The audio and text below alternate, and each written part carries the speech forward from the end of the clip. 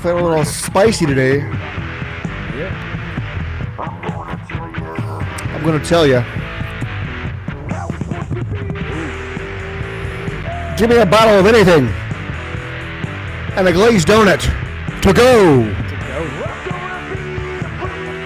You had no idea what I was thinking today. And then you just said that. I'm going to make it so quite clear. Yeah. Hi, boys and girls. He's Chris. I'm Mike. Or maybe not. Maybe it's the other way around. Hey, we could do it backwards today. So Mike's like, hey, dude, I'm going to name a band. I want you to tell me your favorite album. And then I was like, he had no idea that I had one of my crates of my albums out. This is fun because I didn't realize that was what was inside this. This is Alter Bridge Walk the Sky double album. Check out what's inside of it as I just opened it up. Let me see. Fucking autograph picture. Oh, that's awesome. Right? So it was captivating to me or intriguing when we talked to Neanderthal because I asked the question, why isn't Alter Bridge why aren't they famous? And he's, I loved his answer. Because they've never had that one hit, Yep. which is mind-boggling to me because I'm a fan, As am I. so I'm skewed, right? But some of the stuff, it blows my mind that they didn't. It's not a hit.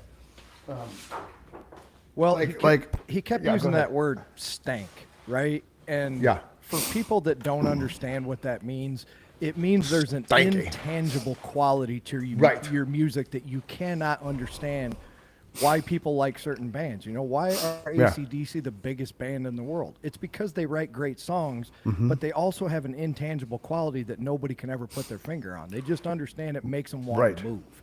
Right. For some reason, Alter Bridge just never made anybody want to move on that level except you Right. and I. And And they yeah, have they still, yeah, they sell and out theaters and they do. The both times I've seen the marquee, it was packed. It legitimately was this. Thank God I was on, right here's the stage. But when I turned and looked, it's like, holy shit! You can't see an open space. no, and people are So- missing out because they are a fantastic live band. Oh, Just yeah. perfection. And the cool thing about the second time I saw them, the opening act was Mammoth, his first awesome. real right, and then obviously the relationship with them and Wolfgang carried over to their latest album where they recorded the entire thing in the 5150 studio at Eddie's house. And there's another great band that people should give a chance if you haven't listened to Mammoth, which was Right. Eddie's son's band, Wolfgang. Mm-hmm. He played every instrument on the album, rock and roll style, just like Prince did in the pop world. Yep. Oh, invasion of your privacy. Dude, you're in love. Oh, that's Lay it down. one of my right? Laying Down is one of No, my favorite guitar fuck riffs yeah. of all time. Yes. That and Thank Unchained you. might be the two best Yes. ever written. Yeah, just the opening riff of "Lay It Down" was fucking You fantastic. cannot man. not hit fucking the volume fantastic, knob when yeah. that happens. No, remember these guys? David, what was their hit, dude? Boomtown. Welcome to the Boomtown. Oh, that's a great song. That's yeah, it is. That's the only reason. Miss Christina drives in 944. Oh, Satisfaction oozes from the That's a hit. poles. remember The in only The hit. Sopranos when they go to what's his name, the Jewish guy that Hesh. They go Hesh, to yes. Hesh, and he's Yeah. running the record label, and Yeah. like I don't hear a hit. It's like, well, what's a hit? And he's like, I don't know, but that's not it. Yep. So this is funny. True story. Oh, I was gifted that record. You want to know the true story? Yes, I lost my virginity to this album. fantastic. Yeah, I've never actually acknowledged that to the girl that I lost my virginity to. So if you're watching this show, you know who you are. You did. You popped my cherry. That's Randy Rose live on live. Now here's another one. This is a disappointing. If it's disappointing now because the lead singer is a small blimp. And because it's such a phenomenal voice, and it's just so sad to see that he's allowed himself to get so unhealthy. Really? Yeah, Mike Reno, dude, is fucking. It's so unhealthy. He's so. I haven't seen him these days, but I don't. what a I don't voice know. back in the day. Oh my God! Right? Unbelievable voice. I don't know if man. I've ever admitted this, but Hot Blooded is what made me want to play guitar. Really? Yeah, I heard that riff on the radio when I was Right on. super young, whenever that came out. You know, I might have Right been on. 8, 9. So here's, everybody has a little bit of gayness in them. Here's my gay side. I was going to say, what are you trying to say? Loverboy's gay? No. 10,000. Oh, I love 10,000 Maniacs. Right, I know, but a lot of people are like, dude, you're gay. Well, No, you're a songwriter, and they write great songs. Oh, yeah. And Natalie Merchant, dude, is fucking What a A. This is voice. just, yeah. God dang, I don't have my glasses. I don't recognize that one either. It's Cheap Trick, Dream Police, one of the most underrated bands ever. When they were inducted to the Hall of Fame, it was just a lineage of who's who that is just, they're one of those bands. Well, here's they were a never great huge. example. When Chris logged on, I was jamming, Yeah. as I usually am. Right, I use that as right. practice time. Right. About 80% of the licks he was listening to were directly stolen from Cheap Trick themselves. Oh, yeah. Robbie Krieger and the boys. Yep. The Doors. Sold more albums than the Beatles in the 60s in America. The Doors did. That's a fact. That is a fact. They were the biggest didn't band know in that. America. They were the biggest band in America. So these guys, I had 113 pictures of them on the walls when I was a teenager. Oh, I had quite a few myself, too. Yep. I This love guy that album. just died, Francis. Yeah. He's dead. Poor- Now the disappointing thing is when they had a VHS of this, right, of this entire album, which was fucking phenomenal. Yeah, I watched it I- about a bazillion times myself. Yeah, and to where the little lines of the VHS start crackling. Yeah, the bottom's all fuzzy and Right. Yep. So I found it online. I found it on YouTube, and I was disappointed because either number one, I don't remember it how I thought I did, and number two, it wasn't the same cut. It's like they cut a bunch of stuff out, which I was like, well, that's fucking stupid. you know, another one that happened to for me that I watched a million times as well was that Priest Live that came out in the 80s. I've never found Yeah. a decent copy of that. Yeah. So when I was a child, I didn't understand what eat 'em and smile meant. I do now. We get it. And this, I saw David Lee Roth on this tour. I like Tobacco Road. I did too. He Yeah, opened up yeah. for Cinderella. Yeah, he was headlining when I saw him. Or wait, it was I got that yeah. backwards. Cinderella. Backward. opened Flip-flop. for- Yes. So there you go. Yeah. And it was at the Veterans Memorial Coliseum. And I remember the cool thing that he did. This was the height of him, I think, because he was phenomenal. He That didn't miss record is words. outstanding, dude. He wasn't drunk. He wasn't an asshole. He just sang. He was a showman. It was pretty cool. He It had surfed. Steve Vai- Yeah, Sheenan and Billy on Sheenan. bass. Yep. And he surfed. He had this giant surfboard from the back of okay, he did you too. Yeah. Back of Veterans Memorial Coliseum, and he surfed down onto the stage. I saw him at the Peoria Civic Center. Okay, same thing. Cool. I must have Cool, been about cool. 15, maybe. Oh, Cool. One of the greatest selling albums of all time. Right. So when I dropped Little Man off today, I was wearing my red shirt that says vinyl on it, and the teacher that patrols the playground, he's like, "Are you into records?" How'd you guess? Because I could have been a dick. What do you think, dumbass? But I was like, yeah, man, what's up? This 15-minute conversation about vinyl records and sound systems and shit. When his dad came home from Vietnam, he brought all the speaker shit with him because they weren't selling that shit in America. So he package mailed home like Pioneer speakers and turntables and shit, and like had the whole setup. I'm like, that's cool. That's awesome. Just from wearing my vinyl shirt. The Unforgettable Fire, the one that now the cool thing about this one, it was the promo. Oh, that's awesome. The promo. I got a good one for you. Yesterday, I was walking out of the casino and I'm wearing my Sacred Reich shirt. I and saw was that on the show. Only guy Yeah. out of the whole casino. He was walking in as I was walking out. He's like, "Hey Yeah. man, nice shirt." Right I on. said, "Yeah, we opened up for him about 200 times, so we had to stop and talk about it for a second." Very cool. Now, you had referenced AC/DC. Oh, is that the Power Up album? Yes. I like that album. Yep. They took some shit for that one, but what are you gonna do when your primary songwriter dies? Right. Power I up. think there's some good stuff on there. I jammed there that is. on my way Yeah. back and forth to Michigan one time. Oh, right on. What else we got in the record collection today? Oh, look at these young bucks. That would be the Rolling Stones, my The friend. Stones, the big hits, High Tide and Green Grass, the Rolling Call me Stones. crazy, but if they keep practicing, I think they're going to become something. Yeah, probably. The cool thing about this album is the inset, it's paper. So if I can do this, it's paper. Like, it's just paper. You know what I mean? It's like a book. It's Oh, like that's a cool. collage of. Yeah, that's what we miss today in albums. And then, ironically enough, like Neanderthal was talking about, you know, albums are coming back, and you know, this was probably like $5, you know, and now they're like 50. I've seen CDs You know. that are out of print that people are asking just outrageous money for, which is why I don't own a copy of that Badlands album that him and I talked about. Yeah. One of the bands that Neanderthal loves, Oh yeah, me too. and had it not been for Motley Crue, they would have been huge because they I came saw out at the same them time. live Oh at no, least no, Guns N' Roses. Twice. So, okay. And we actually opened up for a version of their band when they weren't touring as tough. Oh, They called oh, themselves oh. the Sofa Kings. We were on that Oh, right bill. on. Okay, cool. Leonard Skinner. Everybody's got to have a Leonard Skinner Oh, yeah. album. Gold and Platinum is the best one to have if you don't have them all. Yeah. Yeah. The only song I don't like on here is Freebird. Well, we like it. It's just, come on now. fucking so overplayed, man. But I I'll get tell it you what, already. I One get of the it. last songs that came on my drive home yesterday was Saturday Night Special, and I about blew my that's- speakers out of my car Yeah. listening to that Yeah. one. Yeah. That's a good one. 5150 time. Another great riff, 5150 itself. Uh-huh.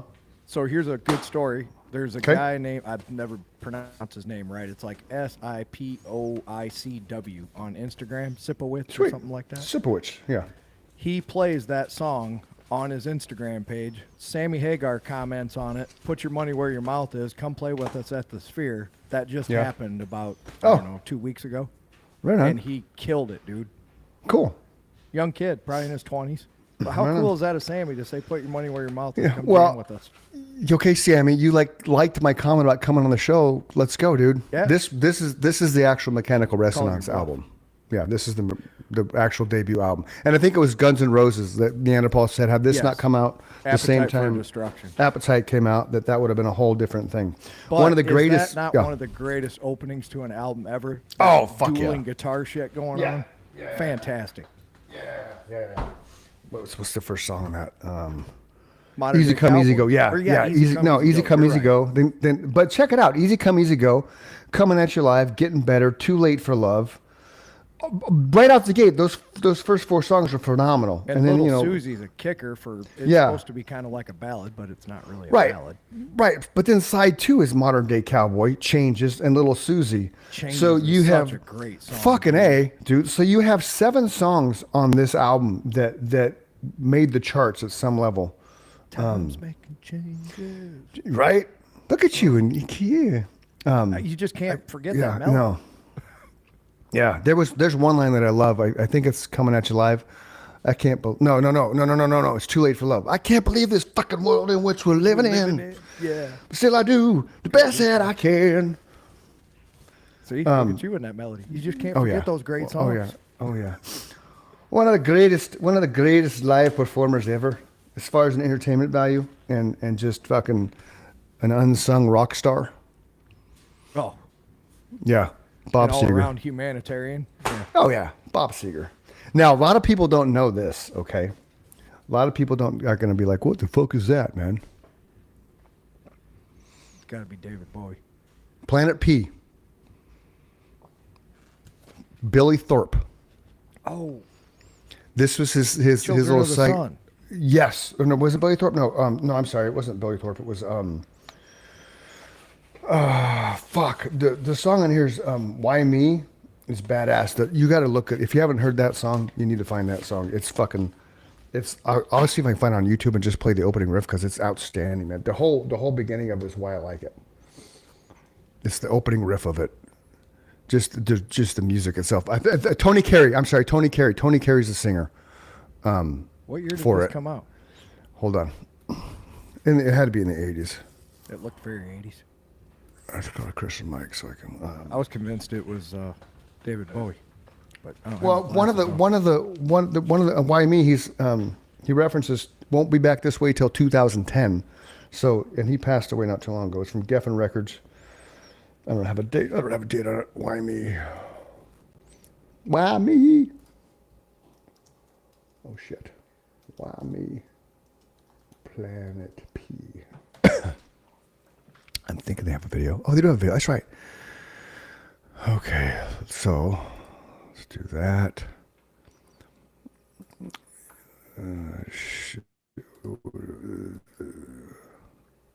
This is the opening riff of it. Can you hear it? Yep. Wait for the groove to come.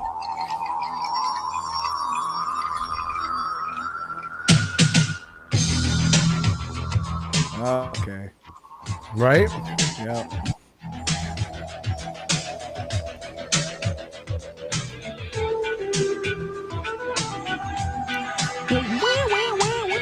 I remember that. That's melody pretty now. fucking legit in the headphones, man. Pretty fucking legit in the headphones, dude. So that's Planet P. Why me? Tony I love Carey, stuff and he like also that, too. Tony Carey also did. It was a really cool song. First Day of Summer. You'll probably recognize it when I put it in. I think I know it just by the title. And it's a fine day. It's fine yeah. day Yeah, for I know a that song for reunion. sure. So this is Tony Carey. Come on. Oh, damn it, Jim. Wrong button. Oh, I'm missing the intro. Missing the beginning. Damn it. It's you're. Oh, there Yeah, you go. there it is. Of course, this is a cheesy ass video because it's the 80s.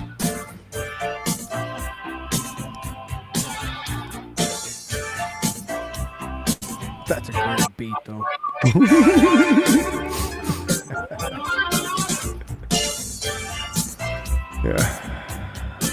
Yeah, this fucking stupid video. And he also has what was the other one? Tony Carey. Well, you know, that's one thing to blame for Billy Squire's demise was Yep. Rock Me Tonight. Rock Me Tonight video for sure. Yep. Yep. And Rock by Me Tonight. demise, I mean he's still cashing all those checks every week on his way to the bank. Yeah. So this is a cool story song from Tony Carey. It's a fine day.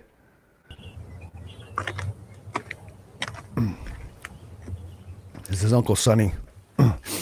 Sonny Lombardini, mobster type shit. But so this is the lead singer for Planet P. Okay.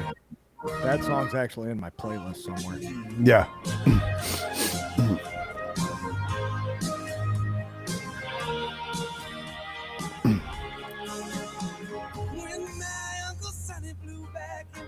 I always thought the video was cool because he's sitting there kind of singing, talking to the guy at the desk, kind of telling a story. That is cool. Yeah. It's better than the cheesy 80s video by a Right. landslide. Right.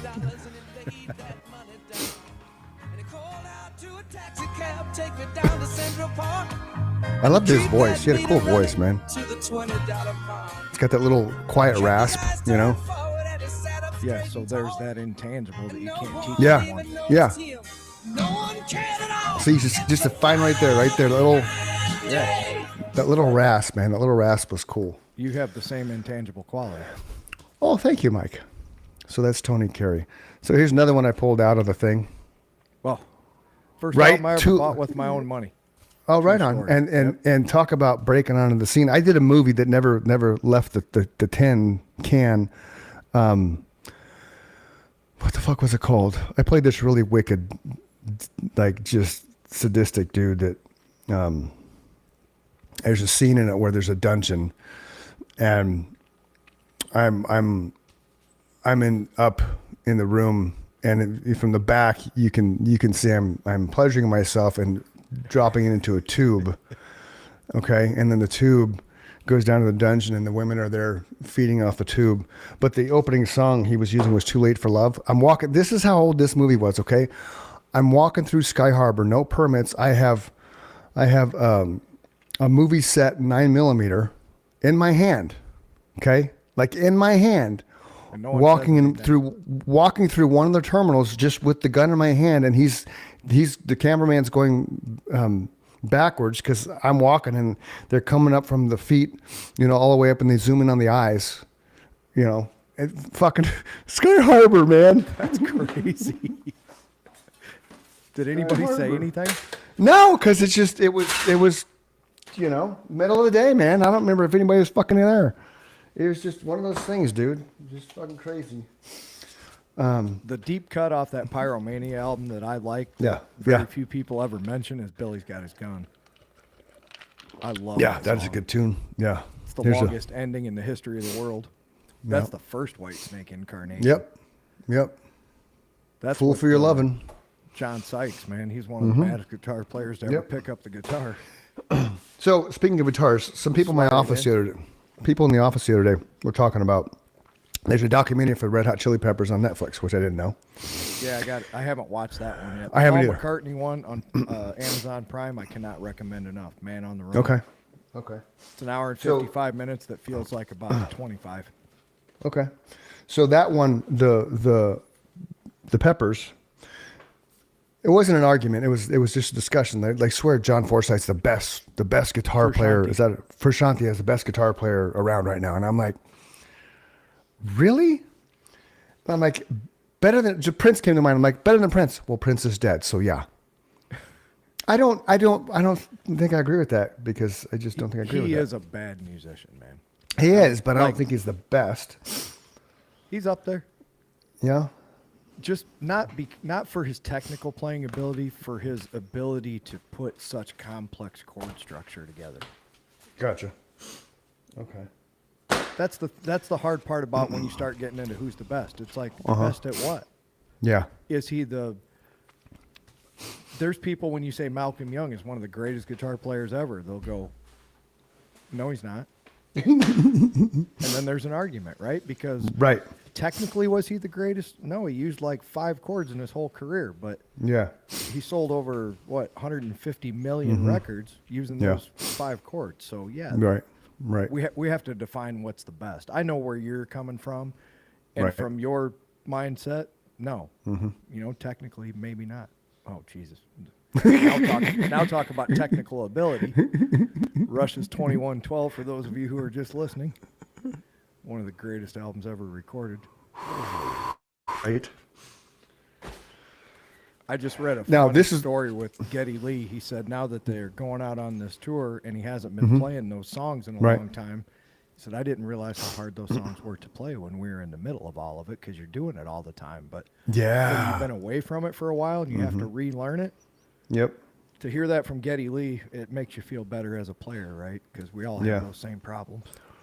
Yeah. So when Alter Bridge came to Arizona the first time I saw them, this was the album that they were touring, which 21 songs, What and you an honor didn't to be able to play there. and you didn't realize that these, because I was like, wow, this has been a long show because you don't For play those of you who 21 are songs. listening, he's holding up the Live at the Royal Albert Hall album. You have to Yep. be invited to play there. You just, Yeah. that's an honor. Yeah. It's not just another gig, even for a band No. that size. Right, and it's Alter Bridges with the Parallax Orchestra. But kid you not, most bands play 13 to 15 songs. They played 21 songs, and legit, it blew my mind. Like, we're still here. I'm like, they got to be done. They got to be done sooner or later. They played because nobody knew this was the end product. So what we heard in Phoenix, which I think was a second or third date, they ended up touring for over a year and a half, and then finishing in England. And he fucking nailed everything. Miles did. Nailed it. There's in the where is it? Waters Rising. They never play that live. There's a sequence in there where Miles, like, I can hold a note for pretty long. Yes, you can. This dude puts everybody to shame. Not only does he hold a note, he keeps going higher and higher with it to where you think he's just there. No. Push it once. Yep. This is unopened, by the way, kids. Never opened. Just unbelievable. This is the funny thing about Mike and I. So when we were pre-show, he was like, dude, I'm going to ask you, I'm going to name a band. You're going to tell me what their favorite song is. I'm like, did you have no idea what I had planned for today? I didn't either. Another reason I wanted to play guitar. Right.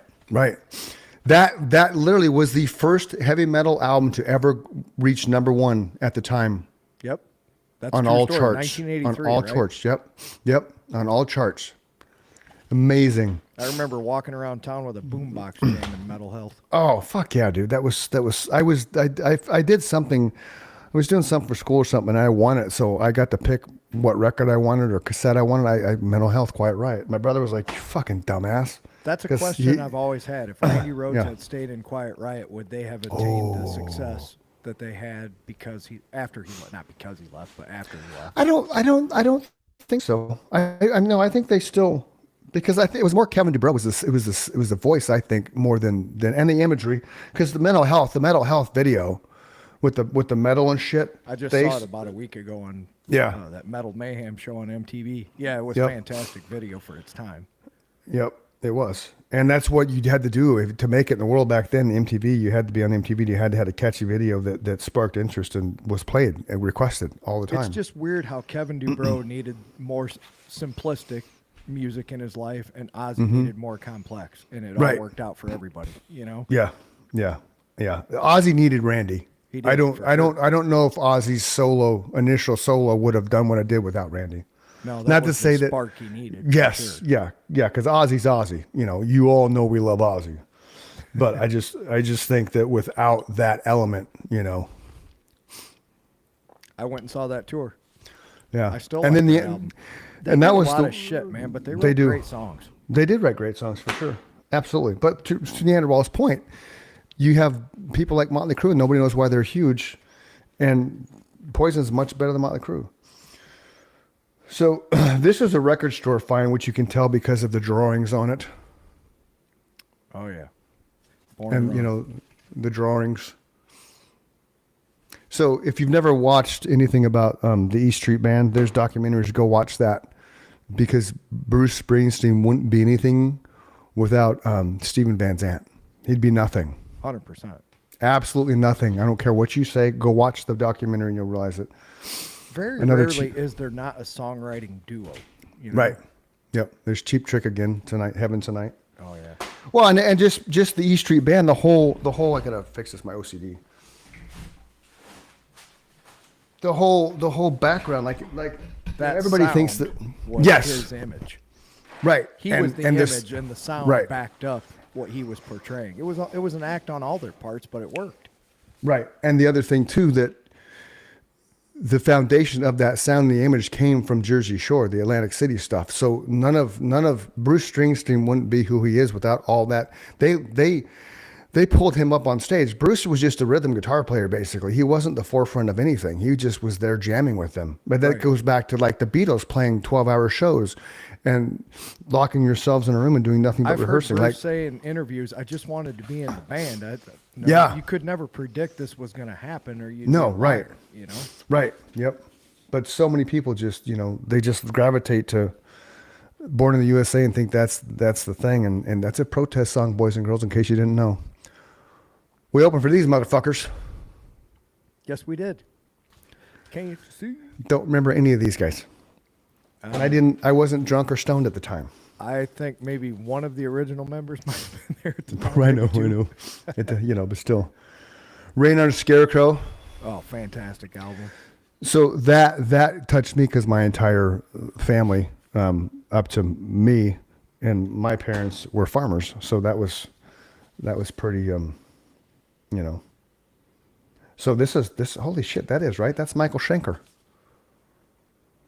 Oh yeah, Yeah. before he left. Yep. And that's a crazy story because Mm-hmm. they were so worried that he was gonna freak out over the songwriting or whatever, and he wanted out so bad he basically signed a contract that said, Mm-hmm. Yep. "It's all yours. I will never bother you again." Yep. He just didn't So- want to be pigeonholed into playing that same kind of music forever. So some of the titles of the songs here. The first one, He's a Woman, She's a Man. They were ready for the future. They dude. were ready for the future, man. Shamrock Fever, Dark Lady, Speedy's Coming, Robot Man, Catch Your Train. And on the back, advertisements for 3 other albums.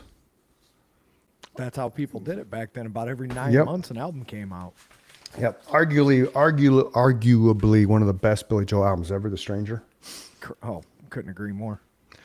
Arguably one of the best Supertramp albums ever. Billy Joel's, yeah, I agree. Billy Joel's funny for me because I always think that I don't like Billy Joel till one of his songs comes on. Then I'm Right? like, oh yeah, I love Billy Joel. Yeah, same way. Same way, dude. It's the weirdest thing. This was an album that changed my. It was when I started drawing pictures of bands. Oh, Escape. Yep. And it wasn't necessarily Don't Stop Believing. Like, believe it or not, I'm the guy that likes. I like Stone in Love. I liked Escape, Lay It Down, Mother, Father. I like the heavy riffs. Like I dug the ballads a little bit, but I really like the heavier stuff that Journey did, and they just don't get enough credit for that, which blows my mind, man. Because they wrote some really good stuff. Song by Journey. Yeah, they wrote some really good heavy stuff, man. And who is that? Greg. Greg singer, Rossi. right? Yeah, he's the Greg. singer on that song. Yeah. Another Journey. Oh yeah. And then just, boys and girls, if you don't realize it, Neil Sean started playing guitar with Santana when he was 17, and I think he joined Journey when he was 19. Yeah. And then the one that I think really, really, really put Journey on the map. Oh, Frontiers for sure. Yeah. Yeah. Yeah, I remember the video for What was the track Faithfully. listing for that, other than Faithfully?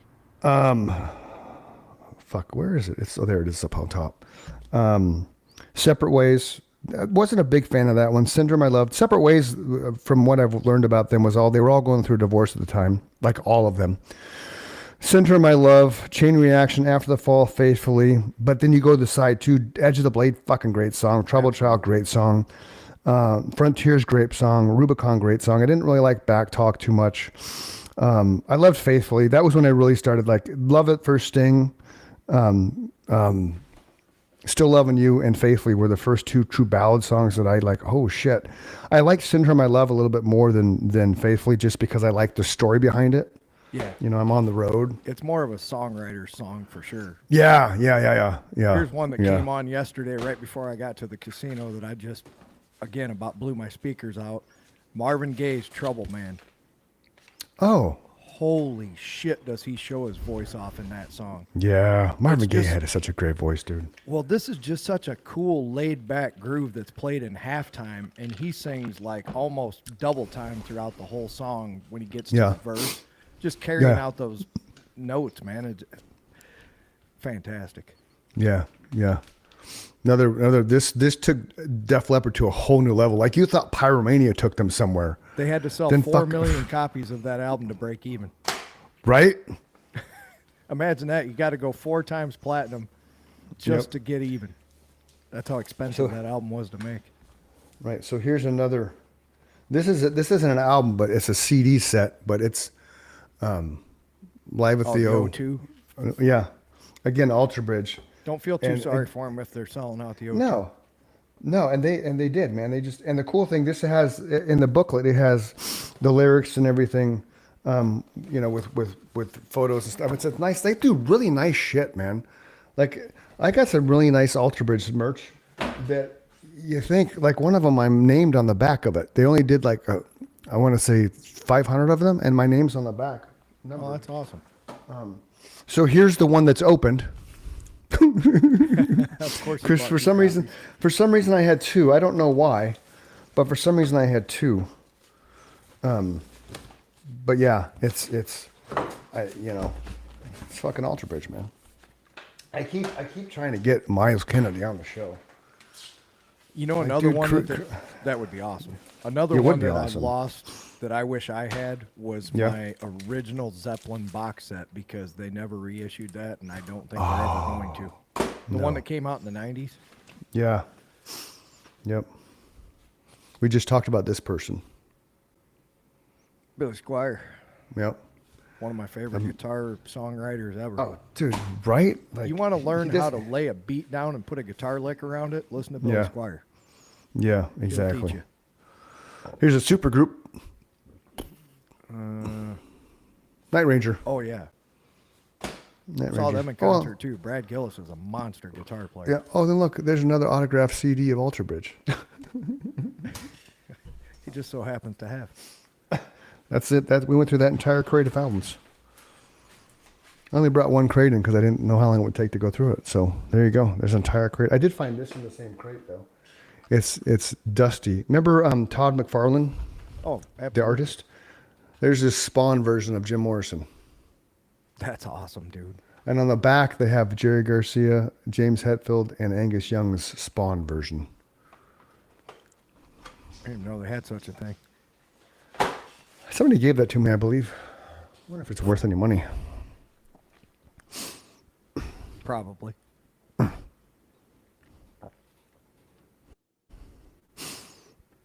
Unless they made about 100 million of them. Right.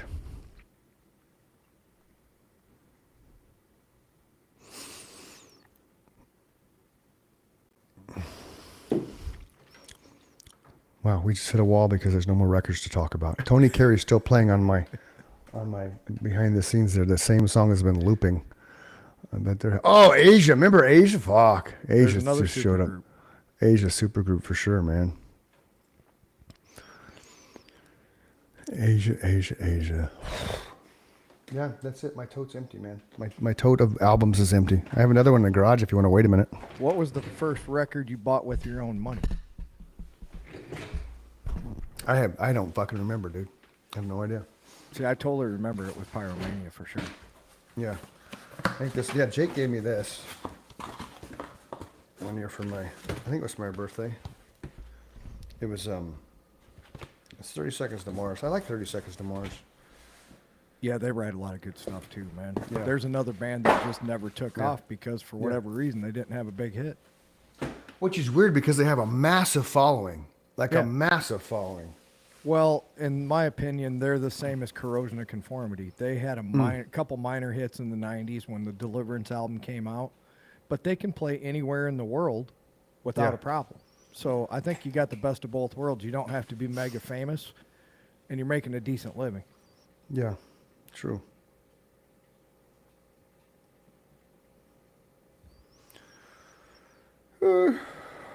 My phone's being weird. Is your phone being weird lately? No, I'm but trying to it goes through periods. You probably got towers down around you or something. That's what happens here.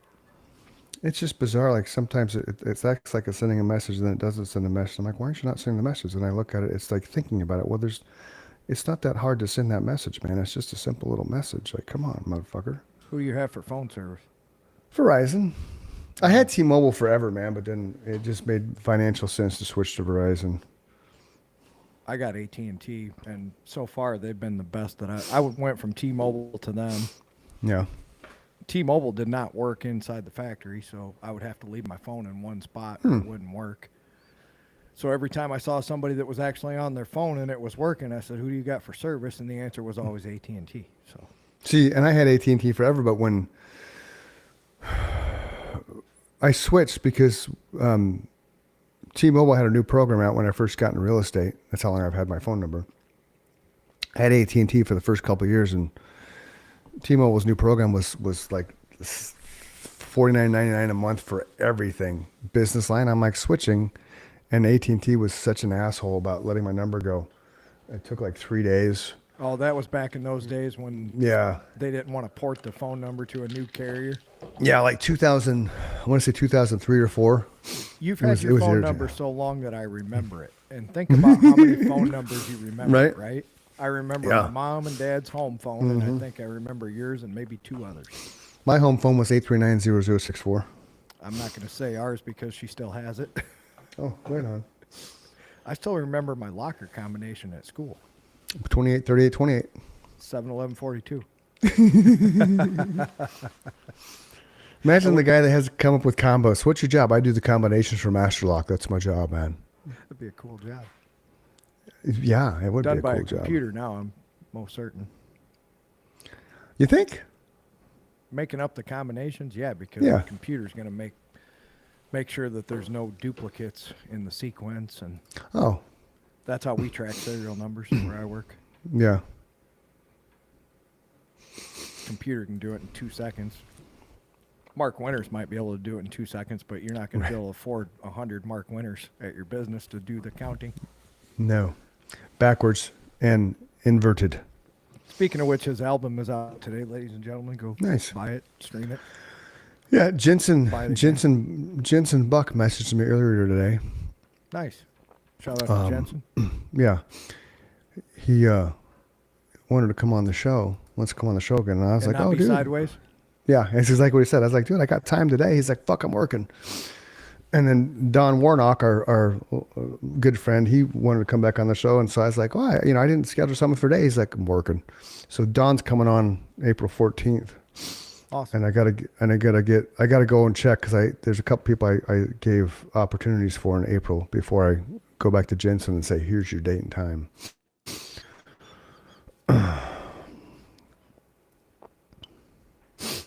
Yes. And just for the record, for the last time, that was a glitch in the system, which we made Yeah. Riverside aware of. And this is all a process because it's new for everybody. We didn't realize we were such an early adopter of Riverside, so No, we did not. they've come a long way. And one thing you cannot do is rotate it if your guest moves his phone, and that's what happened. And Jensen was made aware of it. And for all the people who were naysayers, he approved of that episode being released. So we didn't do something to be an asshole to somebody. We wouldn't No. do that. I texted No, him we- immediately. Here's the deal, dude. I Yeah. will not release it if you don't want me to. And he said, Right. laugh out loud. I don't care. Which I thought was what he was going to say, which is why I approached him with it in the first place. You just know people, and he seems Yeah. like he kind of goes with the flow like I do. I would have said the same thing. Sorry, man, I'm the one that moved my phone, and for the whole episode, we thought that he was in portrait mode because that's how we were looking at each other. Right. Exactly. And just for the record, Riverside did reach out again at a higher level Oh. and say, can you explain what happened so that we can look into this? And I did. I sent him back an email and said, here's what happened. Cool. So they're very proactive, which is why we like them. You suffer through growing pains when their customer service reaches back out, right? Mm-hmm. They've Yeah. always done that for me. So when I see negative things, and I know you do too, I like to try and say that's not been our experience. Yeah, I do. Because I don't, everybody's learning by doing. Here's another thing that's interesting because we always have upload issues, right? Right? Without a guest, I'm at 99%. You're at 80. You're at 97%. When we have guests, I'm always like 30, 40, 50%. It's the weirdest thing, man. Well, that is weird. Right. I don't know. I don't know you're why right. that is. And that's been the case here lately for sure. Yeah. Yeah. Like when we were talking to, what was his name the other day? I had to, I like died twice. It was annoying, So that was another one I didn't tell you about. We waited forever for his, and his never got past 94%. And then Weird. I finally had to have him log out and log back in, and then the upload completed. That's so weird, man. But we just got in a conversation. We talked for like 15 minutes, and I looked down. I'm like, dude, you're still at 94%. How about you log back out and log back in? So then I go to edit it, or make sure that it processed, and his track Right. wasn't processed. So once again, I had to reach out to customer service, and they fixed it. But it's not perfect when you're trying to record people who are in all parts of the country, I guess. Right. Yeah. Which, shit happens. Yeah. It's part Ain't of the no big charm of the thing. show. It ain't no big thing. It's live, warts and all. It is live. Live. It's not Memorex. So if you want to be on the show, just go to chrisandmikeshow.com and go scroll to the top and click register as a guest. And Mike gets that email. He forwards it to me. Then we get you dialed in. So a guy named Philip, which you messaged me, you forwarded me Philip's message. Philip Nekov, you know what I'm talking about? Yes. Oh, we had Chad Valier on. He loved the Chad. He loved the Valier show. So he's chiming in to come on for the 21st at 5 p.m. CT. What's CT? Central Time with Deborah Masterson for Freedom Quest, a love story. I'm gonna have to remind him that the 21st is it's 4 p.m. not 5 p.m.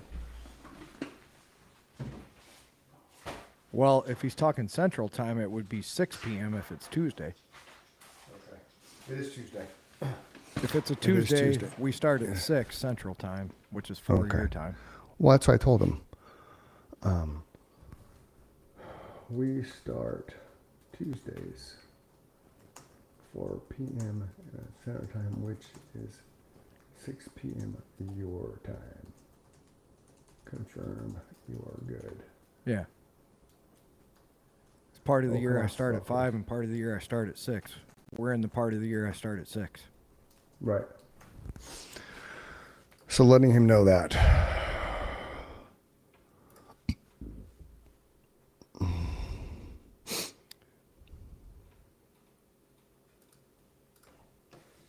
There you go. We'll see what he says. This says this guy powered his home for 8 years with 1,000 reclaimed laptop batteries arranged as packs recharged by solar panels using an engineered fully off-grid system for a year. You're right. That's what's crazy. That's a lot of batteries, man. Uh-huh. So we're gonna get him on the show. Nice. Yeah. Anything else you want to talk about? Because I don't want to be that guy that just sits here filling space. You know what I mean?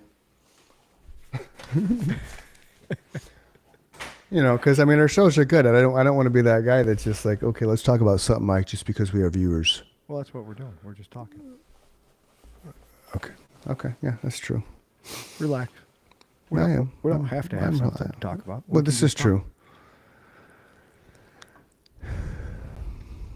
What did you do yesterday? What did I do yesterday? What was yesterday? Thursday. So I had a closing, so I had to go get keys for that. I worked out. I went to the urologist, you know, because I do that a couple times a year because you have to.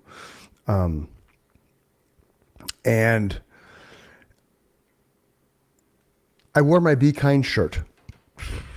So when I get in there, I always ask when I go to the doctor. Because I walked in, it was crowded. Like the whole thing was crowded. So I walk in and I go to the front desk. Really cool lady receptionist, not receptionist, but the lady behind the counter takes your insurance card, sign in. I don't know if she's Jamaican or what, but she's really just fucking. I still she's call him really, the receptionist too. Okay, yeah, she's a super cool human, right? We've always had this little banter going back and forth. So I sign in and I go sit down in the one chair available. And she comes back and says, Nikki. Comes back and calls me up. And I was like, hey, how late is he running? Because when I see a full office, a full waiting room, I'm like, how late is he? Because I'm not going to sit around for an hour. I'm like, sorry. Time is valuable. So she's like half an hour. And she says, oh, I love your shirt. Because it said, be kind. I'm like, thanks. And I said, I'm not going to be very kind if I'm sitting here for an hour. So I hear rumblings of laughter behind me, right? So I turn around, and it's literally probably a 15 by 15 waiting room. So I turn around, and a couple people make comments about my shirt, right? Then and somebody comes and gets a patient, and they're, oh, I love your shirt. I sit down, another one opens the door for somebody else coming out, and oh, I love your shirt. So I'm there 10 minutes before my appointment. So about 1:32, my appointment's at 1:30. I get called back at 1:32, and then she's like, oh, look at that. Chris is on his way back. So then I go back the door and blood pressure and stuff, like you do. And then the two other people see the shirt. Love your shirt. Love your shirt. I get into the room. Doctor comes in. We have our 2-3 minute conversation because it's just a follow up. And he's like, by the way, I love your shirt. This is the most comments I've gotten on that shirt of all the times I wore it. You know what that tells me? That at the core, people really do just want to be nice. Yeah. And as long as you don't watch the news, you realize that there's way more nice people out there than there are dickheads. Agreed. The dickheads and assholes are the minority, but they're so loud that they stand out, right? Mm-hmm. I spent the whole day at the casino yesterday with my buddy Joe, and we encountered way more nice people than we did not, Yeah. I had one grumpy asshole that almost ran into me coming out of the bathroom, and I said, excuse me, even though it was clearly his Right. fucking fault. And he just grumbled at me. Oh, Really? Yeah. Because he probably lost, more money than he needed to, and he was in a Oh. bad mood. And Yeah. Whatever. 20 years ago, I'd have stood there and been like, you were the fucking asshole that ran into me, right? And I'm apologized. I would have explained why he was in the wrong, but it's like he's never Yeah. going to understand. No. I've come to the point just now I understand who's standing in front of me. I know you're not capable of understanding my explanation. You were wrong. Right. Yeah. But I'm apologizing to you. Yeah. Yeah. I'm not, I don't But that was necessarily one want- person out of hundreds. That's my point. Right. Right. When somebody apologizes, my reaction usually is, you no need to apologize. Whatever the situation is, it is what it is. It's all good. Shit happens. So here's the flip side of that. I'm in the Okay. bathroom, and they have this fancy new, because this is a brand new casino. It just opened. Okay. Not even a Oh, year right ago, on. I don't think. So I'm in the bathroom, and the fucking hand dryer's not working. And I'm always trying to use the hand dryer as the soap anyway, so I was proud of myself for finally figuring out how to do it the right way, Okay. My hand dryer doesn't work. So I started Oh. laughing. I'm like, of fucking course it doesn't work. So I go to use the one next to me, and there's a guy that was going to use that sink. And I was like, oh, man, I'm so sorry, dude. I said, I finally figured the shit out, and mine doesn't work, right? He just started laughing. He's like, it's all good, man. It's all good. Yeah. That's more what I encountered than the guy who was grumbling at me. That's my point. Yeah. We had a good laugh about it. It's like, hey, I finally figured out the soap's over here, and the fucking dryer's over here, and mine doesn't work. Then I try and interrupt you. Yeah. And see, I don't necessarily like the air dryers. I They don't prefer work, paper dude. towels. No. I walked out of So- there, my hands were wet every fucking time. So when you go to like a convenience store, gas station type, right? They always have hot dogs and food for sale, Yes. right? So I won't use the hand dryers. I'll walk out of the bath. I'll shake my hands out, walk out of the bathroom, beeline for wherever the napkins are, grab 5-6 napkins, dry my hands, throw it away. That's genius. Yeah, I'm just because I don't like the hair dryers at all. I don't I like don't them. either. They just don't work. No, at all. So If I I've could walk always out of there learned. without wet hands, I'd use them every time. I don't like them. Yes. So I've always learned just to use the paper towels or napkins, whatever they have. I'm going to start doing that. I don't know why Yeah. I never thought of that myself. Yeah. Yeah, it's all good. It's crazy Remember when things they you had come. that old fucking shit where you pulled the look like an old man's undershirt down? Yes, that's fucking terrible. Oh, the diseases that were on that thing. Can you imagine? No, dude. I hated Especially those things now. even as a kid. And then it's supposed to be sanitary because it rolls through. Fuck you, it doesn't clean. It's all nasty and brown and shit, man. Oh, it's some of those things were just disgusting. Yeah, it's fucking terrible, dude. I don't. Oh, that and they say that with the hand dryers that you put your hand. They say they're just as unsanitary. I just heard that on Rogan. He said Yeah. he called it shit dust. He's like, Yeah. all it Yeah. does is blow the shit dust around. So here's the thing that I've done, and I've done this way before COVID. So whenever I'm in, like when Nick and I go dance on Saturday nights at Denim and Diamonds, it's it's the old school bathroom where every urinal is lined up, so you can look over and wow, God bless you. Oh, I'm sorry. Oh, dude, you're gonna have a hard time getting anybody with that. You know what I mean? One of those things, right? And then you have the row, and then you have all the sinks tied together, right? There's like 10 sinks, and you have like probably 30 urinals, and then you have single stall thrones, right? Yep. And then it's a typical country western bar where you have the shelf above the urinal so you can put your beer, Well, when you're washing your hands, kids, if you turn the faucet on, you get your hands wet, then you get the soap, then you wash your hands like under the faucet, clean, clean, clean. But then if you have to grab the paper towel dispenser, go whacka, whacka, whacka, whacka, whacka to get paper towels out, you just uncleansed your hand. So for the OCD people in the world, you whacka the paper towel first. Then you take that paper towel, whacka again, open up the faucet, put the paper towel behind the faucet. I know. Get the soap, wash your hands, use that paper towel, shut the faucet. Then you already have a paper towel there ready. So you pull the new paper towel off, then you whacka again to get the right amount of paper towels to dry your hands.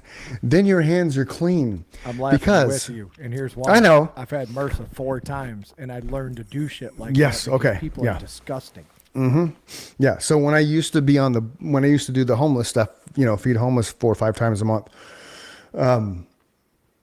that was one of the things that you had to take the food handlers class. You had to be mindful, like doing that, just scratching the tip of my nose. No, boys and girls wasn't a pick right there. I'd have to go wash my hands again. So I learned that from doing that it's just you don't And that's a good habit to get out of when you're in public too. Is you just said it, touching your face, because that's where I got it the first time. Was like right Yeah. on my jaw, yeah. blew up like a golf ball. You know, I saw this thing the other day. I think it was Instagram about Japan. So we know this from Jake. When Jake was in Japan 2 years, he says it's the cleanest city he's ever been in. I remember him saying that on Like the first super time he clean. was on the podcast. So check this out. You are not allowed to eat while standing up in Japan. If you're on a train, you're not allowed to speak. You have to respect the silence. You're not allowed to talk on your phone in public because you're not supposed to let everybody else hear your conversation. Case in point, yesterday when I was at the grocery store, some dumbass is walking through one of the aisles. He's got his phone out like this on speaker. It's not my job to be your PR representative. Meanwhile, he's wearing clothes that he probably just rolled out of bed in that he's been wearing for a week, completely disheveled hair. And he's probably some IT guy talking, it's not my job to be your PR representative. It's not my problem that you blah, blah, blah. The whole fucking store And then can you hear the this other guy person probably. on the other end going, Yeah. It's like, dude, like nobody wants to hear your conversation. So in Japan, legit, you cannot have a conversation in public on your phone. I like that. You have to respect the silence on the train. You can't eat while standing. You have to sit down and eat. No shoes allowed in businesses or homes, which I've always known that. Most people do know that about that Stop culture. right there. That's Okay. where most of the germs come in your home. I have the same rule here. Yeah. On the bottom of your shoes. Yeah. You're out in public. Public, right. There's no litter allowed and there's no garbage allowed. So there's no receptacles in public. You cannot jaywalk. Like you're not allowed to jaywalk at all, anywhere. No That's a matter serious if, offense, right? right. No matter if it's a surface street, neighborhood street, or, a busy street, you are not allowed to jaywalk. But the crazy thing to me is those people have that so ingrained in their culture, they wouldn't think of doing it anyway. You know, like Right. we would think of doing it. Fuck you, don't tell me what to do. I'm going to Right. cross right here. That Right. wouldn't even enter their mind. That's fascinating to me. Yep. That proves Yep. that your DNA carries so much of your, that's why we still have these crazy Puritan values in our DNA. It's irrational, but they're there. Right. Yeah. We're not really those people. We haven't been those people for a long time. They haven't been those people for a long time. But everything you just said has been carried over for probably 1,000 years. Yeah. It's called respect. RESPECT, find out what it means to me. But think about every rule you just said. It's thinking Oh, about yeah. the other person. And I don't know how much it's a rule, but it's just what they're. It's their I mean, I culture. guess it is a rule. It's their culture. Yeah. It is their culture for I've sure. seen videos of those Japanese women out there like sweeping their storefront sidewalk. There's Yeah. nothing there. I'm like, what are you sweeping? Right. There's one little piece of trash right there, Flakes. Yeah. We just don't have And- the same respect for our society. We don't. I noticed that driving down the road yesterday, which is in disrepair. Well, and you notice drive down the road and people flick stuff out of their vehicles, their windows, and litter bugs and shit like that. It's like, come on, man. Like, really? Yeah. Still to this day, you have people who don't realize they live in the middle of the desert and they're flicking their cigarettes out the window. Oh yeah, 2 days ago, driving one of those stupid little Chevy PT Cruisers, I think they were. The guy's got his window down and legit You're in the fucking desert. cigarette butt. Things burn. Granted, it was on the freeway, but it's like, dude, are you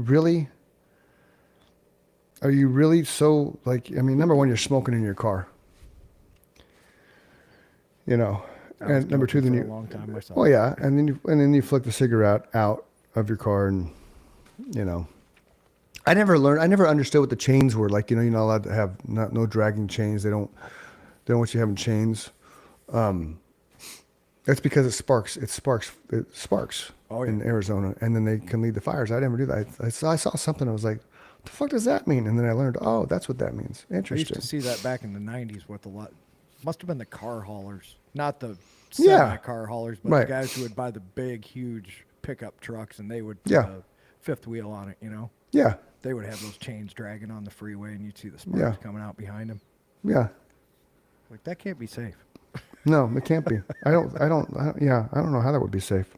We live in the middle of an inferno and you're making more fire. Yeah, which is crazy, right? What'd you do yesterday? I went to the casino. What, Played did you hooky not from work? I worked for 4 hours.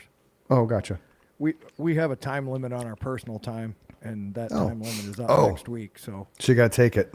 you either take it or you get paid out for it. And if they're going to pay me to not be there, guess who's not going to be there? This guy. Right.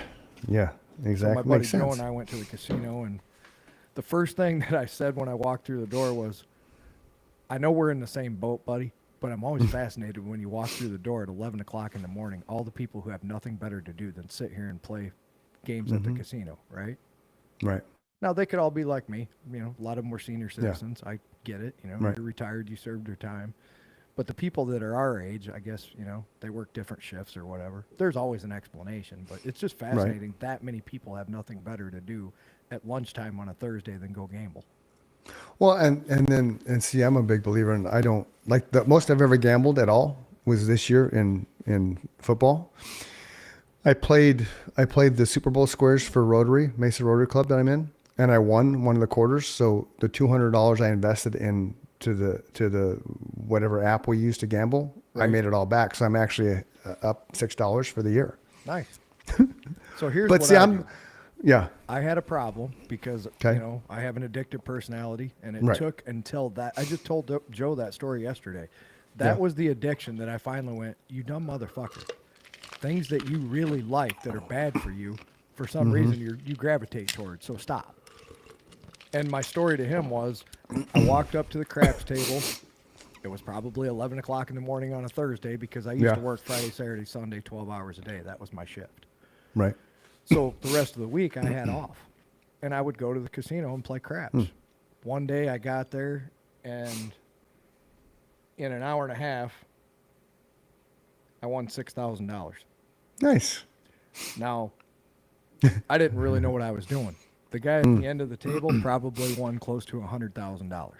Oh fuck. The guy next to him probably won $25,000 to $30,000 because I Wow. rolled for almost an hour. Wow. And I didn't know what I was doing betting wise, Yeah. so I just kept trying to follow what they were doing, but with not nearly as much money, right?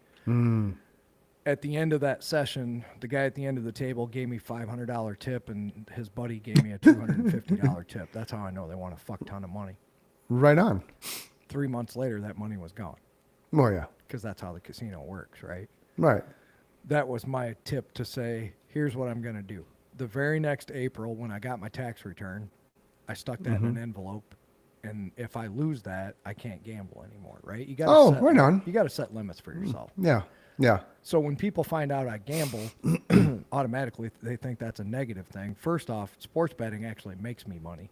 That's a Okay. profit center for me. Right.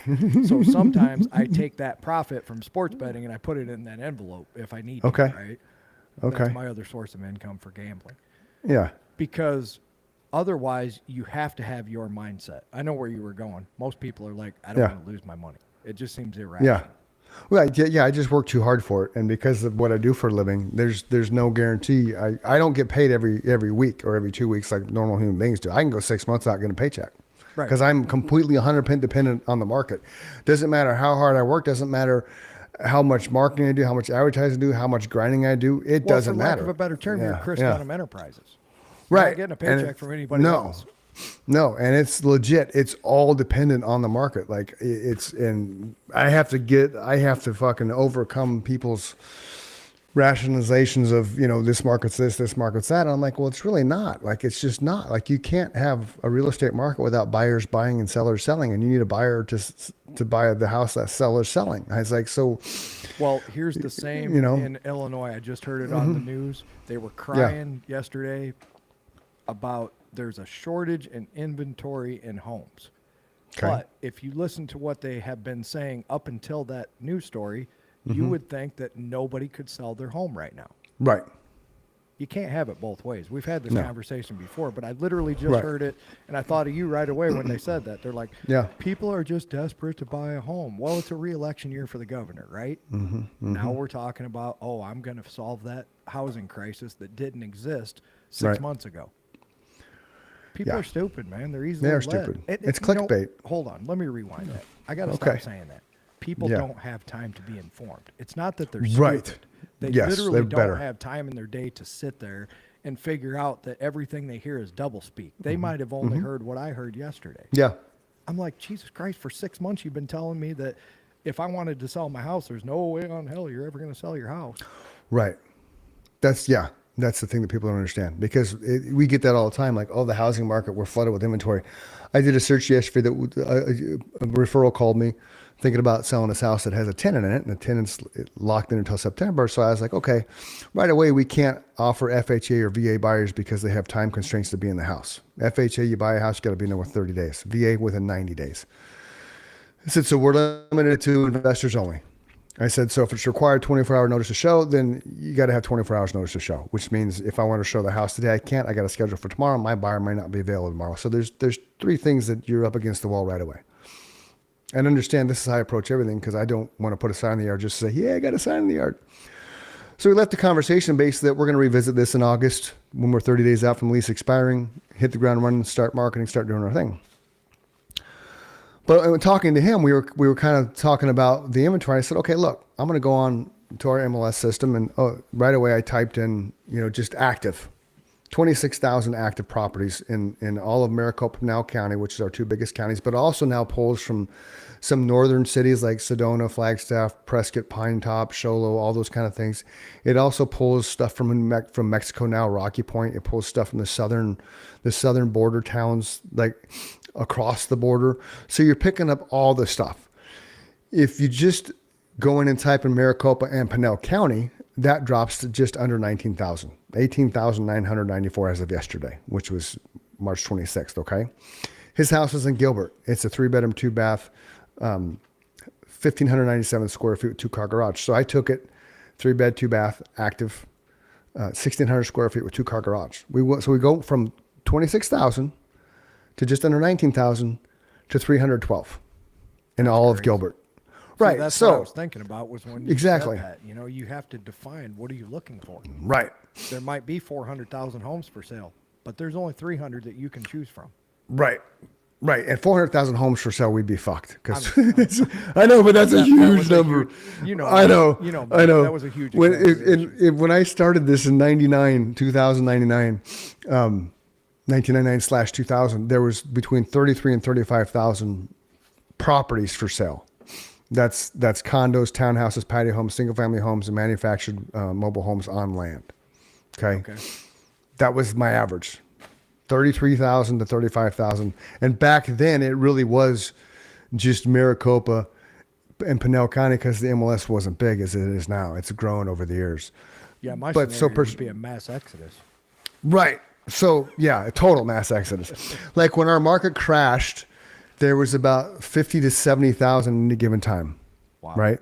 When our market was smoking hot before the crash in 2006, 7, 8, whoever you talked to, there was like 2,500 houses. That's where people were lining up to see a house and lines out the door, all of which was media induced. Sure. All of it. COVID created this chaos with the housing market in Arizona. It was all COVID related. It was all media related. So now look in our market now, it's all media generated. Oh, the housing market's slow. Oh, the housing inventory is upset. Guess what, kids? When COVID hit, builders stopped building. When COVID hit. When the market crashed the first time in 2006, 7, 8, depending on where your market was and who you talked to, builders stopped building. There's about a 6-month gap where builders stopped building.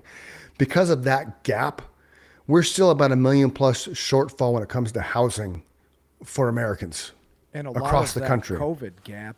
I know you're talking about the crash, but right. There was a gap during COVID too, but that was all artificial due to not being able to get supplies, not because people didn't want to build stuff. Right.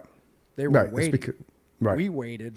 I work for a manufacturer too. We waited for product that we needed to make our product. Yeah. Supply chain. When they kept saying there were supply chain issues, you had a bump in the market, but look how the market recovered since then. Yeah.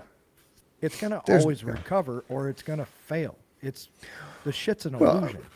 Yeah, because how much really was it with supply chain? Like, really, did you really run out of toilet paper, or did you just want to say, "Hey, let's fuck with No, the world"? you just said it. So manufacturing had the same lag that you talked about in the housing market, right? Yeah. There was, it wasn't that there was a supply chain issue. It was that it got disrupted. So it took a long, it's like trying to stop a freight train, right? Yeah.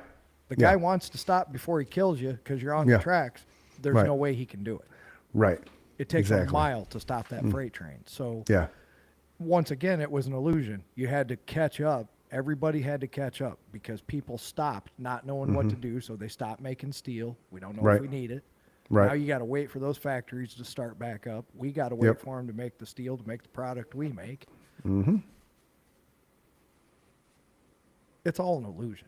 The Yeah. stock Oh, yeah. market's an illusion. The housing market's an illusion. You just said it. A lot of this bullshit is created by the media because Yep. what do people watch? The news. Constantly. Yep.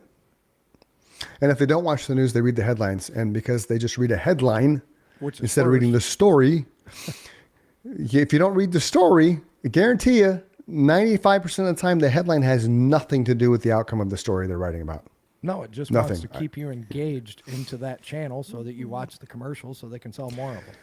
It just wants a response to the headline, I think. It has nothing to do with staying on the channel. It has nothing to do with reading the story. They just want your knee-jerk reaction to the response because That the too.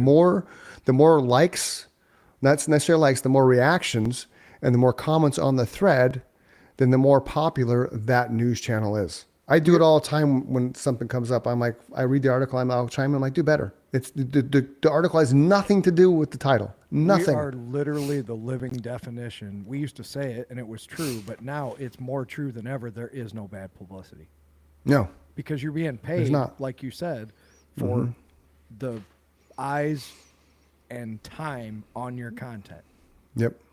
which is a bad way to run a system because it promotes lies, manipulations, AI, all these things that people can use for nefarious reasons Right. are going to be exploited. And obviously, just like the asshole in the room is always the loudest, the fakest shit is always the stuff for whatever reason that the average person grabs onto. I don't understand it, but Right. I've come to the conclusion they just don't have the time to educate themselves. They're raising a family, they're working at a job, whatever. You don't have time to dig into, did the president really say that? Did that congressman really do that? Do you really Right. have the time to look into all that bullshit? Yep. I don't think they do. I think people are just, they become complacent because it's headline news. The journalists don't actually promote and share true stories anymore. It's all entertainment. When I was in journalism school, we had to do a stopwatch timer of when, and this was back in 91. We had a stopwatch, and we had to time a 30-minute newscast of actual news. Okay, not sports. Sports was taken out, so you got cut down to like 22 minutes. 3 minutes, I think, if I remember correctly, was actual hard factual news that was reported in that 30-minute broadcast, taking out sports because sports was considered entertainment, taking out all the commercial breaks. You have 3 minutes of actual concrete news that could be fact checked and verified. And weather, took out weather. Weather and sports were out of the mix, but weather was an average of 4 minutes long, and sports was an average of 6 minutes long because everybody watches the news back then because they want to see the sports, and you couldn't fast forward. You had to sit through the news segment to wait for sports. It doesn't count traffic in the mornings. It was an evening broad, like a 6 o'clock news was the assignment. We had to, and it was maybe 3 minutes of total, actual relevant news. That's Good or bad? Crazy. Good or bad. Everything else was banter. Hey Mike, how you doing today, man? I just drove in today from the east side, and hey man, there was a wreck on the freeway, and it was crazy. They had all these tires that came off this truck. It was insane, Got man. any All these big people. plans for the weekend? No plans, man. No plans at all. Maybe gonna go fishing with my son if he comes home or That's not, great, but I don't Chris. really know. That's great. Right. And that is how it goes. Yeah, it was just banter, which Anchorman kind of, for lack of a better example, the fluff in news. You know, the way they do that shit in It was a Anchorman. great representation of it. It's my exaggeration of 400,000 homes for sale, right? Right, That was but an it's true. exaggerated Yeah, version sure. of how the news is, but there was 98% truth in what they were telling you. Yeah, yeah, And back then, It- for sure, because you had to be the number one. It was my same point to Paul about the radio Yeah, DJ back yeah. in the day, man. They were the person that you looked up to. absolutely. Your Walter Cronkite, your, even your local news guy. You know, he Yeah. was the local news guy, but he was the number one local news guy. Every Right. market has that. Yeah. Oh Who yeah. do you like to listen to? Well, I always go to this guy because Yep. more often than not, it's the filler that keeps you coming back. As Yeah, odd- the odd as personality, that right. sounds. Yeah. The person, and then they always had that mystique because you couldn't get into the radio station. The doors, everything was vacuum sealed. TV stations vacuum sealed. You couldn't breach that thing. That movie Airheads with Brendan Fraser and Adam Sandler and Steve Buscemi, where they're trying to get into the right, where they're trying to get into the radio station to have their music played. That's true. Like when I did stuff on radio as my own on air side of it, I'm on the air. I had a radio show on iHeart. Okay. And I could get in the building with my card. I go up to my floor with my card. I couldn't get past the lobby of the elevator lobby with the card. Because I had to the wait FCC for my says producer. They don't want everybody having access to that microphone for sure. I'm not in the microphone, dude. When I come up to the floor of my show, which was the third floor, I had to wait until my producer, Steve Giannini, came and opened the door. And I had access to, I could go to the building. Like I had a show. Like I wasn't some punk ass coming from the street. I had a show, but I still couldn't breach that door unless somebody breached it for me. Mark Jeffrey, sometimes he'd come get me because again, I couldn't get past that door and I was an on-air personality. When I did my spots with KUPD, KSLX, and KDKB, I'd go to the front entrance of the thing, and they'd have to buzz me in, and then I go into a lobby that's kind of like it's just a lockdown lobby. Who are you here to see? Well, I'm, J. David Holmes was KUPD. I'm here to see J. David Holmes. We're doing a commercial for my real estate. Oh, who are you? I'm Chris Dunn. Oh, you're the real estate guy. Yeah, that's me. Okay, well, have a seat. He'll be right out. So I'd have to sit, and then you'd hear the buzz, bzzz, and then J. David would open the door and say, "Come on back, Chris." But that's the thing. It's lockdown. So from a listener, that's where Aerosmith's going to be because they announced Aerosmith's in studio Tuesday at 4. 'Cause too many crazy fucking Right. people showed up back in the day, Right. either to get a look at. If you go back as far as like the Wolfman Jack days, now that was Right. really nobody even knew what that guy looked like. There's no No. video. There was no. No. You might see him in a newspaper article or something once in a while, and rarely would Yep. there be a photo of a radio DJ, So Yeah. that guy was just a voice in the night or a voice in the morning, or Yep. then you found out that was a real person, and all of a sudden people probably started flooding the radio stations, and then past that, like you said, the band's going to be there. Oh my Yep. God, Def Leppard's going to be at such and such Yep. studio. Aerosmith, the Rolling Stones, they're going to go talk Yep. to whoever. Yep. So I remember. then it became a building with no windows and a big tower. I remember in Dave Pratt's heyday, he was going down the I-10 with Tommy Lee from Motley Crue in a bulldozer because somehow Tommy convinced a construction worker to give him a bulldozer, and they're driving down the I-10 towards, oh fuck, it's PIR now. What the hell was that? Compton Terrace, driving towards Compton Terrace in a bulldozer, him and Pratt in a bulldozer. That's where I saw White Zombie. Oh, right on. Yeah. But that kind of shit, that's the allure of disc jockeys. That's the thing that, these guys had. They had when I moved access to to all Phoenix, our he rock was and the roll man. heroes. Yeah, he was. Yeah, And that's the still crazy is. thing I about mean, to me, it's just a different era. Yep, it is. You can't, just like you said when we were kids and we went to a concert, you can't recreate that for these kids now today because there's too much exposure of every band that they like, and there's just not that era of mystique that there was back then. Right. Yep. It's a crazy thing about disc jockeys, man. They had that. And the same thing with, I remember when I had, when I worked for SeaWorld, there was a SeaWorld office out in Arizona, and I was dressed up as Shamu. So in the late 80s, 88 to probably 90, I was in high school, so 87 to 89, any commercial you saw on TV with Shamu, the Mickey Mouse Disneyland character, Oh, yeah. Shamu, that was me. And then we did it with Dave Muncy, because Dave Muncy had this whole summer of supervision spiel he did every summer for Watch Your Kids Aren't too. Watch Your Kids Aren't Right. So when I met Dave Muncy, when we were in the house, because it was just filmed in the backyard of the pool, it's kind of like, you're Dave Muncy. Even though I was never one of those aw shucks kind of people, like I never was, aw shucks, you're Dave Muncy, holy shit, oh. Yeah, I'm not going to faint or anything, but everybody has that moment of, wow, right. That guy's really Right. standing in front of me. Right. So, and really it wasn't even that, because I've never seen somebody on TV, and then when I see him in person, like, it's like I met Steve-O, and it's like, what's up, man? There was nothing, he was more intrigued with who I was, why I was at Our Heart Studio, than I was who he was and why he was there. They're just Because now when I met Jeff Schwartz, the center for the Giants, the 2 errors with Eli, that was fun because of the size difference. right. Like that, we ran into each other in the hallway, and me being a dumbass, I'm like, can you get any taller? And he kind of looks down and he kind of chuckled, and he reached out, hey, I'm Jeff. I was like, hey, I'm Chris. I'm like, what are you doing here? He goes, I was on the Fox Sports show. I was like, right on, I run my own show, and we had a little banter. And then Steve Giannini is like, why don't you guys take a picture? I said, that'd be fun. Let's go in your studio and do it. That's the picture I have with his elbow on my head.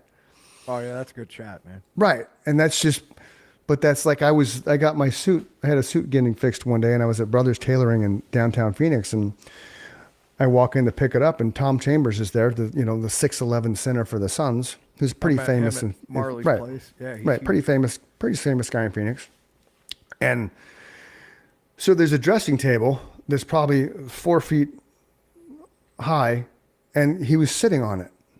Okay, his ass was on the table, and his legs were bent, and his feet were on the ground, 4 feet tall. So I'm come up to like his like between his chest and his belly button, just from that aspect. So, and I knew who he was. I recognized him. I'm like, they can't find you a chair, huh? And he chuckled. And I was like, hey, I follow the Suns. Nice, I don't remember what I said, but it wasn't like, oh, can I have an autograph, Tom Chambers? I just, he's like, what are you here for? I said, I'm getting a suit fixed. I said, obviously you're doing something with the suit. And we kind of chuckled, but One of the funniest things I saw was Amari Stoudemire come into Guitar Center with his entourage, and he can't hide himself because nobody's as tall as Amari Stoudemire. So all his Right. bodyguards were huge, but he's like 6 inches taller than anybody that was next to him.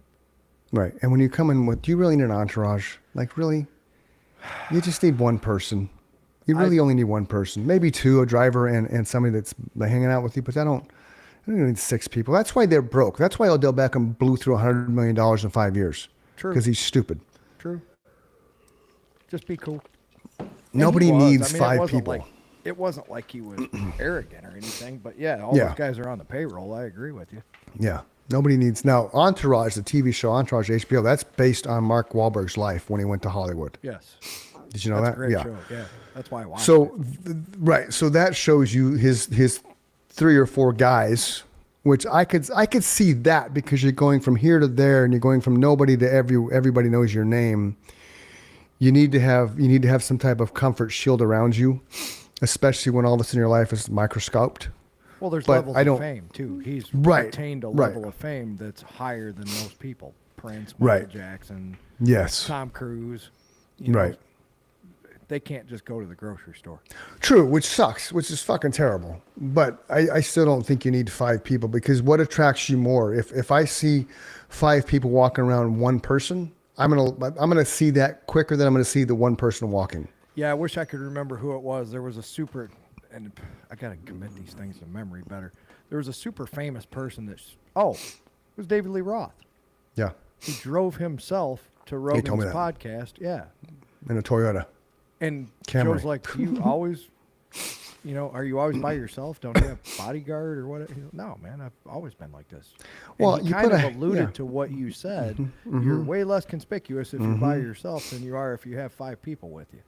Yeah, remember the Harrison Ford thing we showed where he was like ducking those people, right? If he would have wore a hat and had sunglasses on, nobody would have fucking recognized him. Yep. He would have been an old man walking in the streets of New York. So to me, it's a conscious decision not to wear a hat and sunglasses. Sure.